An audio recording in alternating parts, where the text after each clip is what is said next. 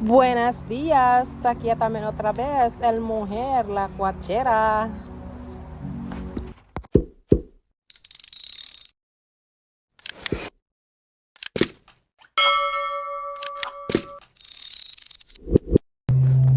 For today's video, we are here in Jubail Island, located in Abu Dhabi. And dito yung location ng Manar 2025. Manar, which is Arts of Light. They are open only from 4 o'clock in the afternoon till 12 midnight. So, going ito siya sa may Yas Island. In between siya. Tapos, it's a free entrance. Everyone are welcome. So, akiyo, entra kita kiyo. Na Puerta del Cielo. Na Puerta del Cielo. Tan-umuumo.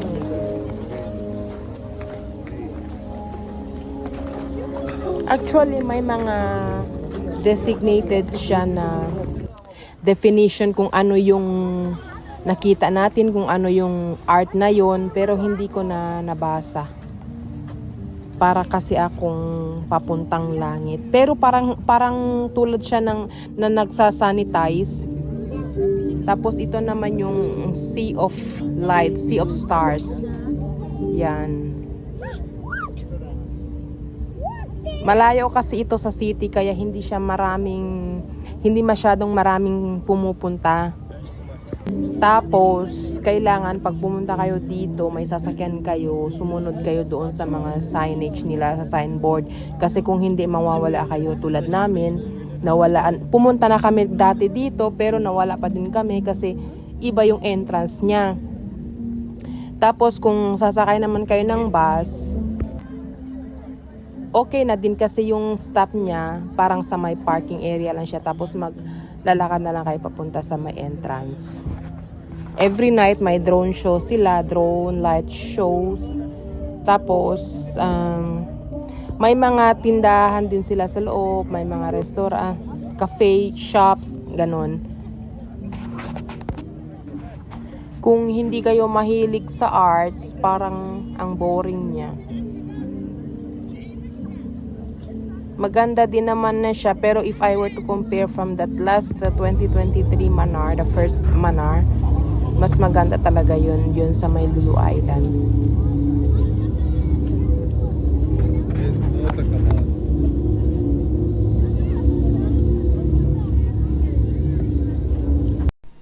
Manar is the Arts of Light. This is located in Jubail Island, Abu Dhabi. 2025 edition of Manar.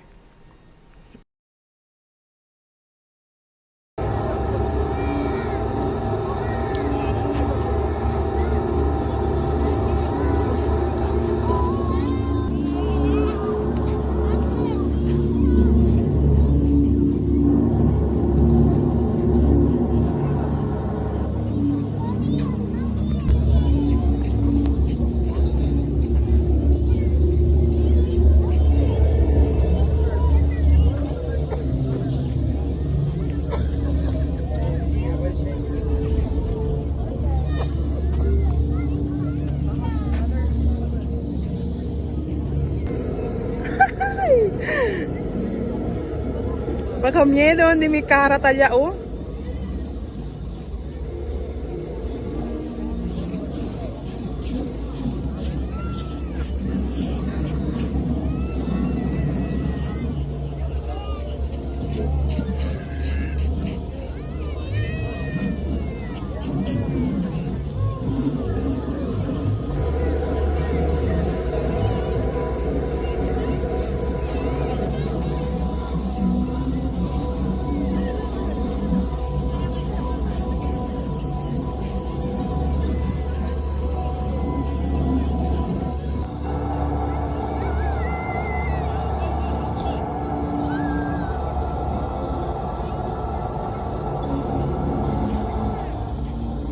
Alto man di minaris alya una pa side view.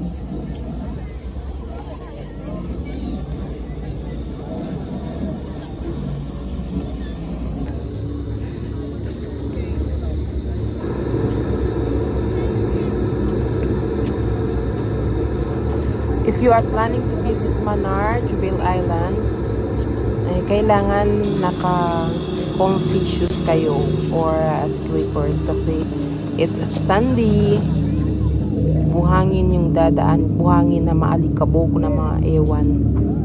Desert sand kasi siya, tapos may rubber naman na nilagay pero pumapasok pa rin siya sa sapatos. Tapos ito, maganda to siya. Yung hihiga ka dyan, may higaan yan dyan. Tapos, yung ulo mo, yun yung bulaklak na nasa roof. Hindi ko alam kung anong tawag dyan. Basta yan. Yung maliit na bulaklak, yung bata yan na nakahiga. Tapos, pag malaki, malaki yung bulaklak na nasa taas.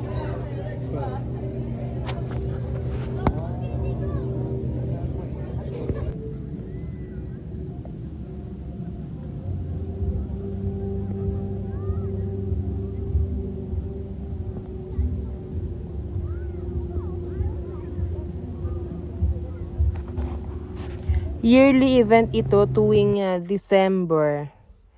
Tapos, every year, nag-change sila ng location. So, this year, ang Manar is located dito sa may Jubail Island at isa yung doon sa may Suk Almina.